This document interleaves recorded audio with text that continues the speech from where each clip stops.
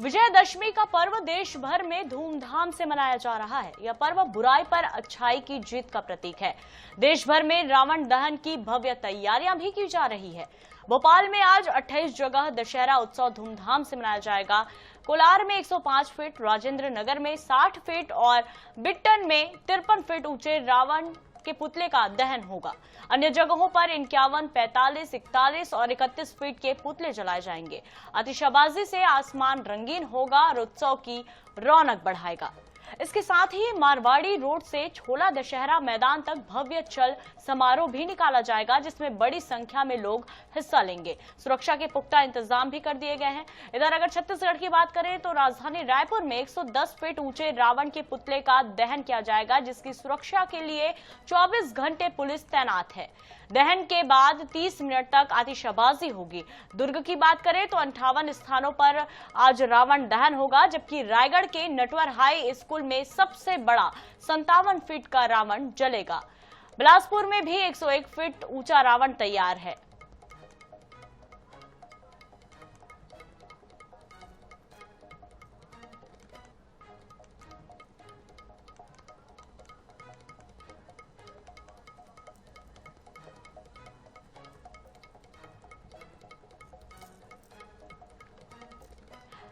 तो चलिए अब आपको देश भर के कोने कोने से आपको दिखाते हैं कि किस तरह से तैयारियां हो रही है। रायपुर से सहयोगी मोहम्मद हसन हमारे साथ जुड़े हैं और इंदौर से सहयोगी महेश मिश्रा हमारे साथ जुड़े हैं।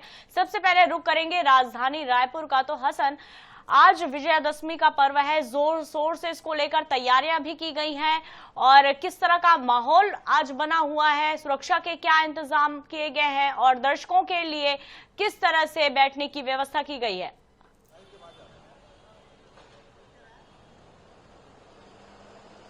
बिल्कुल पूजा, देखिए विजयदशमी दशहरा उत्सव जो है वो आज मनाया जाएगा और इसको लेकर के राजधानी रायपुर में भव्य तरीके से तैयारियां की गई हैं। तस्वीरें आप देख रहे हैं, ये रावण की दशानन की आपको मुंडियां दिखेंगी, 10 मुंडियां यहाँ पर आपको दिखाई देंगी। अगर मैं बात करूं तो राजधानी रायपुर में 2 जगहों पर सबसे बड़ा आयोजन जो है वो देखने को मिलता है, जिनमें से एक WRS कॉलोनी का दशहरा मैदान है। इसके अलावा दूसरा भाटा गांव का जो रावण भाटा का जो मैदान है, वहां पे सबसे बड़ा आयोजन होता है। WRS कॉलोनी की बात करूं तो ये जो रावण आप देख रहे हैं, इसकी कुल हाइट जो है 101 फीट है।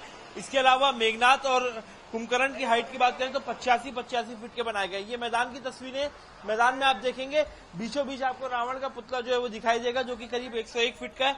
अभी जो मुंडी है इस पे वो लगाने का काम जो है वो किया जा रहा है। क्रेन लाई गई है, क्रेन के माध्यम से मुंडी जो है वो इसकी लगाई जाएगी। बड़ा आयोजन जो है वो हो रहा है। आप देखेंगे यहाँ पर करीब 10,000 से ज्यादा लोगों के देखने की, बैठने के लिए व्यवस्था जो है वो की गई है। पूरे मैदान में आपको चारों ओर कुर्सियां जो है वो दिखाई देंगी। यहाँ पर मुख्यमंत्री विष्णु देसाई के साथ तमाम जो कैबिनेट मंत्री है वो पहुंचेंगे।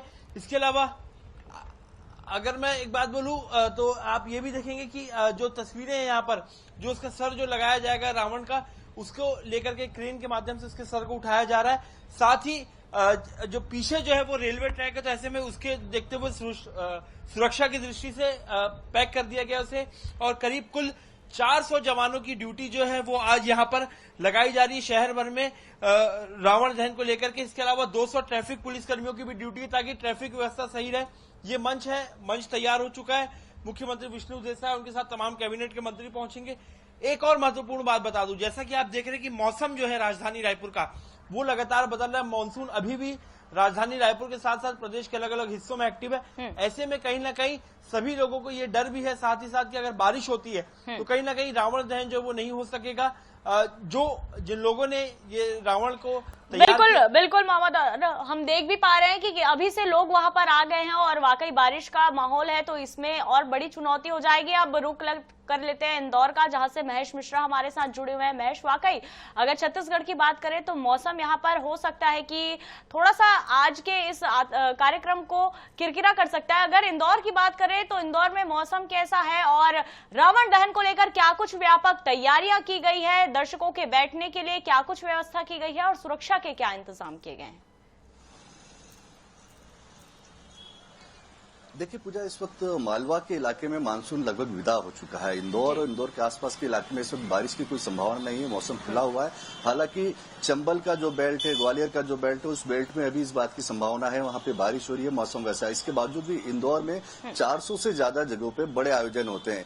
इन सभी रावणों को वाटर प्रूफ बनाया गया। पहले से रावण की तैयारी की गई कि बारिश में किसी तरीके से ना भीगे। अब मैं इस वक्त जहां पे मौजूद हूँ, आपको यहाँ का नजारा दिखाता हूँ। एक खास रावण है ये, इंदौर के टाकीज इलाके में इस रावण को बनाया गया और ये जो है ये आतंक का रावण है। इसके लिए जो संस्था है, संस्था सूर्य मंच, उन्होंने अपने जो साइट है, जो अपनी उनकी सोशल मीडिया के प्लेटफॉर्म है, उस पर इन्होंने अपने लोगों से पूछा था कि किसका रावण बनाया जाए और जो का आइडिया बेहतर होगा उसको 11,000 रुपए का इनाम भी घोषित किया गया था। तो आइडिया निकल के आया था कि पहलगांव के उन आतंकवादियों का रावण बनाया जाना चाहिए जिन्हें हमारे देश की माता बहनों को उनके सामने उनके परिजनों को गोली मारी, उनकी जान ली। तो यहाँ पर इस रावण को बनाया गया और हमारे साथ में संस्था के सन्नी पठारी भी मौजूद है। सन्नी, क्या इसके पीछे सोचती और किस तरीके से ये आइडिया आया, कैसे आपने ऑनलाइन इसको किया था? देखिए, संस्था सूर्यमंच शुरू से रावण दहन की जगह सामाजिक बुराइयों का दहन करते हैं। हम रावण दहन की जगह पिछले 12-15 सालों से रावण की जगह सामाजिक बुराइयों का दहन करते आ रहे हैं।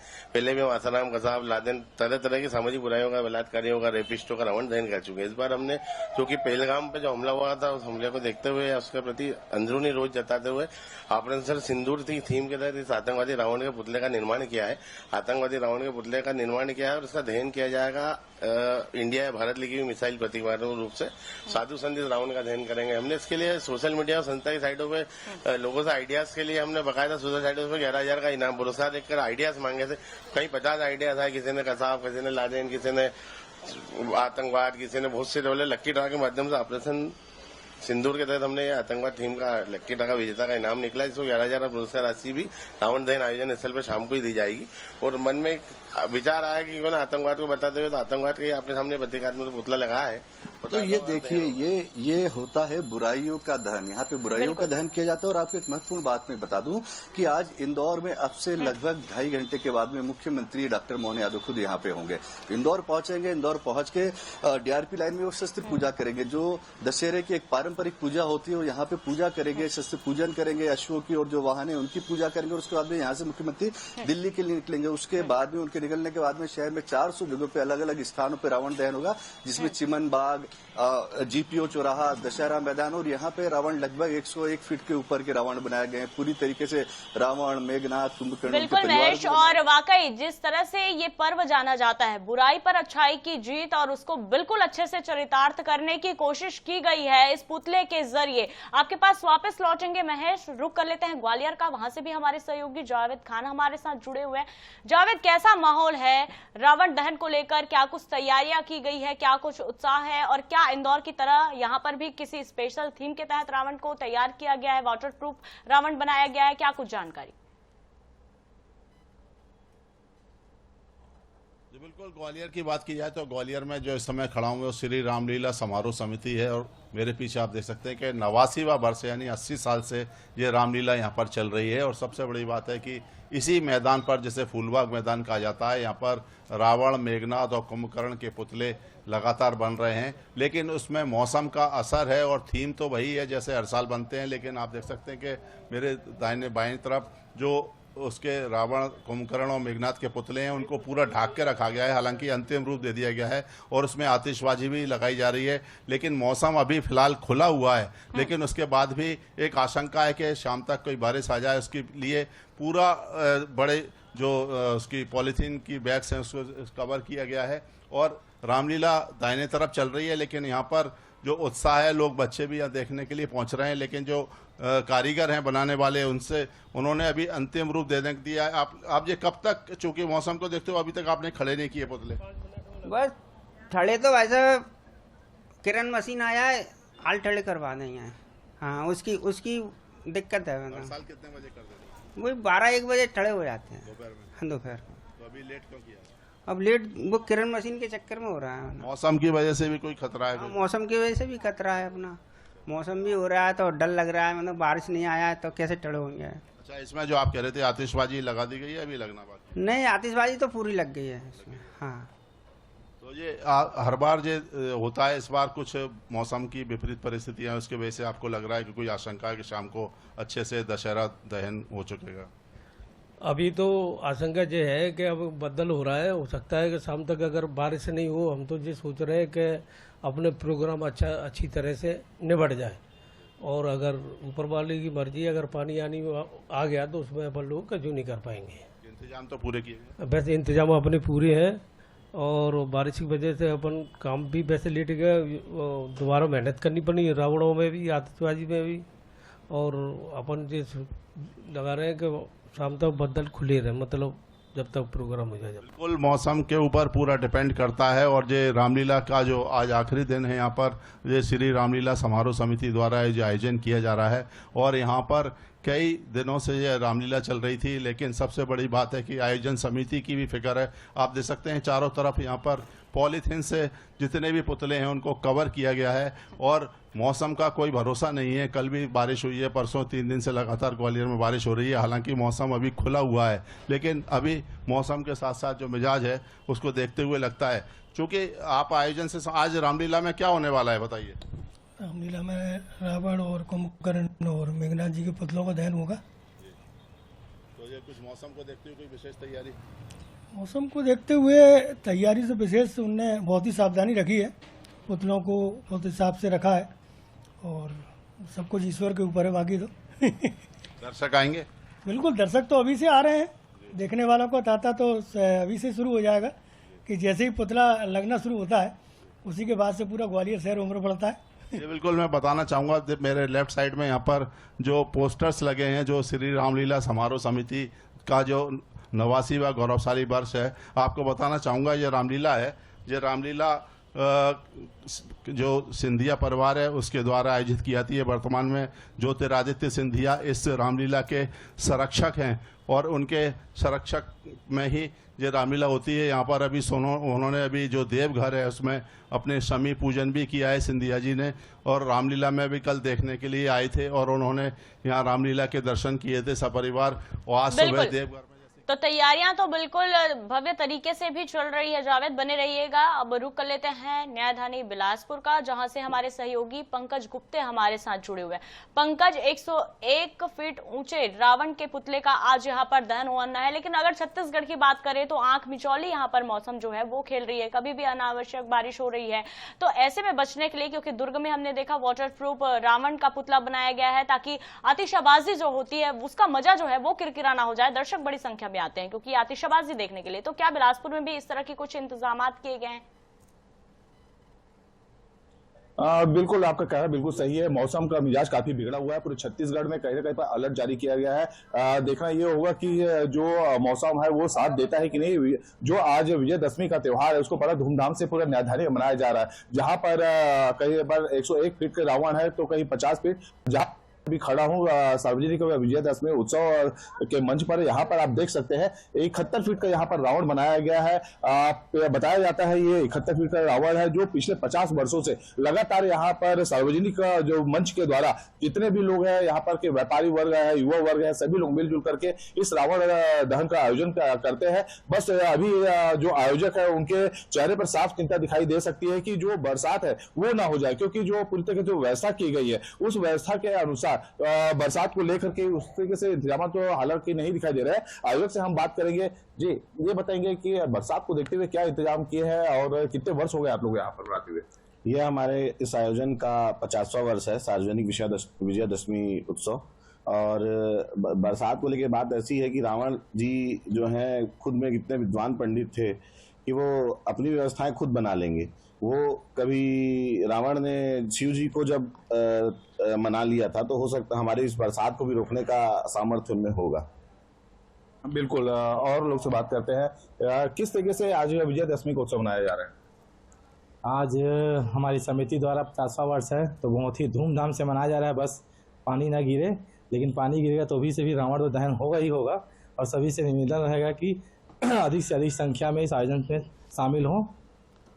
तो देख सकते हैं यहाँ पर जो आयोजक है वो साफ तौर पर ईश्वरीय शक्ति के ऊपर पूरी तरीके से आश्रित है। इनका साफ तौर पर ये कहना है कि जिस तरीके से भगवान शिव को मनाने से सारे कार्य पूर्ण हो जाते हैं, उसी तरीके से इस बार भी पानी वगैरह नहीं गिरेगा और पूरी तरीके से आश्वस्त है ये लोग। और आपको बताना चाहूंगा इस तरफ देख सकते हैं ये सार्वजनिक विजयदशमी उत्सव 2025 का यहाँ पर जो मंच सजाया गया है, यहाँ पर जो बिलासपुर के पूर्व मंत्री एवं बिलासपुर विधायक अमर अग्रवाल, बेलतरा के विधायक सुशांत शुक्ला की अध्यक्षता में यहाँ पर विजयदशमी का उत्सव मनाया जाएगा। साथ साथ जो महापौर है प्रथम नागरिक वो भी यहाँ पर मौजूद रहेंगे। तो देखना ये होगा कि किस तरीके से जो बरसात है उससे निपटने का प्रयास किया जाएगा। और साथ साथ पूरी तरीके से यहाँ पर तैयारियां पूर्ण कर ली गई है और सुरक्षा व्यवस्था का भी काफी ज्यादा इंतजाम है। अभी एसडीएम भी कुछ देर पहले आए हुए थे, यहाँ पर मुआयना किए हैं और पुलिस का बल का भी लगाया जा रहा है ताकि जो भीड़ है उसको कंट्रोल किया जा सके। जी बिल्कुल पंकज, और भीड़ से बचने के लिए सुरक्षा बेहद जरूरी भी है। बने रहिएगा पंकज। अब रुख लेते हैं जबलपुर का, जहां से हमारे सहयोगी संजय साहू हमारे साथ जुड़े हैं।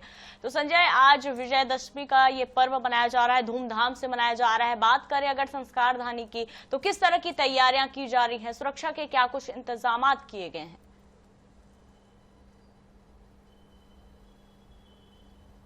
जो है चल समारोह को विश्व प्रसिद्ध और विश्व के लोग यहाँ पर आते हैं। खासतौर से अगर तो यहाँ का दशहरा तो रावण दहन में पंजाबी दशहरा हो या सदर का जो श्री राम धनुष यज्ञ रामलीला का दशहरा, यहाँ पर लोग देखने के लिए दूर दूर से लोग आते हैं। और यही कारण है कि सदर में आज भारी व्यवस्थाएं की जाती है, क्योंकि पुलिस व्यवस्था के साथ साथ यहाँ पर चौवन व्यवस्थाएं की गई।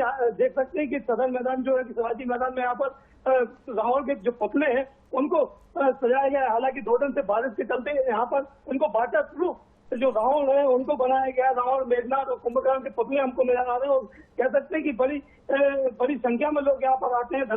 श्री राम धनुष यज्ञ रामलीला का जो जब रावण दहन होगा तो वहाँ पर जिस प्रकार से हर्षोल्लास का माहौल होता है वो बड़ा ही अद्भुत और अद्भुत नजारा होता है। और हमारे इस पर बात करने के लिए हमारे साथ मौजूद है यहाँ के व्यवस्था पर चिंटू चौक, हम उनसे चर्चा करें। चिंटू भाई, किस प्रकार की जो आज व्यवस्था है किस प्रकार की रहेंगी, और चूंकि बारिश लगातार हो रही है उसको लेकर क्या तैयारी है आपकी?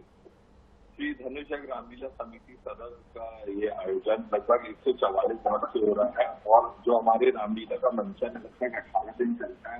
रामलीला ग्राउंड में सारी लीलाएं होती हैं। और आखिरी दिन का जो रावण दहन का कार्यक्रम शिवाजी मैदान में लगभग 30-35 साल से हो रहा है।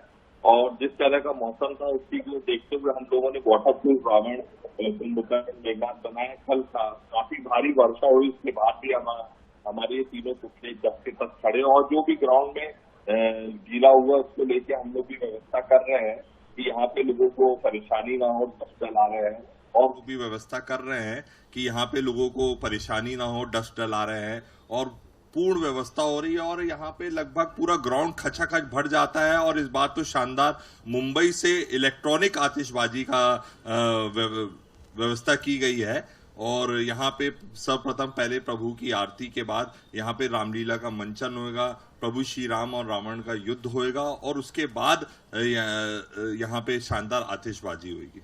तो देख सकते हैं कि शानदार आतिशबाजी होगी, ये कहना है। खासतौर से अगर हम बात करें तो यहाँ पर चारों तरफ जो है एक पूरा स्टेडियम है जो शिवाजी ग्राउंड कहा जाता है। और यही स्टेडियम में श्री धनुष यज्ञ रामलीला जो है उसका आज रावण दहन किया जाता है। और रावण दहन की हम जब बात करते हैं यहाँ पर, अगर चिंटू आपसे एक चीज और जानना चाहेंगे कि वाटर प्रूफ, चूंकि कल पंजाबी दशहरा था, आपने देखा कि रावण जल नहीं पाया, उनको विसर्जित करना पड़ा। क्या स्थिति रहेगी कि इस बार मतलब आपने जो वाटर प्रूफ बनाया कितना क्या खर्चा है और किस प्रकार से रहा? देखिए, लगभग तो उतना ही खर्चा है। बस हमने थोड़ा सा ये दिमाग का काम किया कि जो पैकिंग के लिए पतली होती है जो आप देख रहे हैं लेमिनेशन टाइप वाली, तो ये हम लोग का शुरू से ही था कि मौसम ऐसा है और सबसे चर्चाएं हो रही कि इस बार पानी आएगा। पानी उसी को देखते हुए हमने लेमिनेशन पहले ही हमने जब रावण कल खड़े करने के पहले उसको लेमिनेट कर दिया था और उसके बाद खड़ा करवाया। काफी वर्षा होने के बाद भी आप देखें पुतले आज भी जस के तस खड़े हैं और कोई भी उसमें नुकसान नहीं हो पाया और कहीं जला नहीं जला। लेकिन सदर में रावण का दहन होएगा, अहंकार का नाश होएगा, असत पर सत्य की जीत का पर्व दशहरा की सबको ढेर सारी शुभकामनाएं, बधाई। तो देख सकते हैं कि असत्य पर सत्य की जीत का पर्व जो है वो यहाँ पर मनाया जा रहा है। और खासतौर से जब हम पुतलों की बात करते हैं, लेमिनेशन की बात करते हैं, तो लेमिनेशन यहाँ पर किया गया। और ये जो लेमिनेशन दर्शा रहा है कि चूंकि बीते अगर हम 3-4 दिन की बात करें तो लगातार शाम के समय जो है वो पानी बिल्कुल संजय, और तैयारियां भी भरपूर कर ली गई है और आज अधर्म का नाश होगा ये कहना उत्साह भी दिख रहा है। फिर से एक बार रुक कर लेते हैं ग्वालियर का, जहां से हमारे सहयोगी जावेद खान हमारे साथ बने हुए हैं। तो जावेद, जिस तरह से मौसम की बात अगर हम कह रहे हैं, लेमिनेटेड कर दिया गया है पुतलों को, और इसके अलावा क्या कुछ विशेष थीम भी तैयार की गई है ग्वालियर में?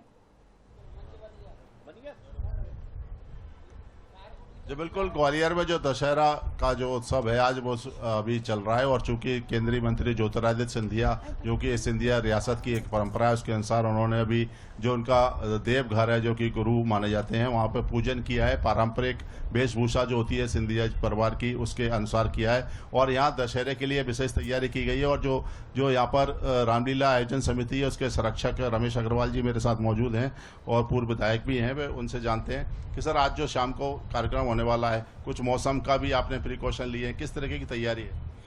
देखिए, हमने पूरी प्रिकॉशन ली हुई है मौसम विभाग के अनुसार।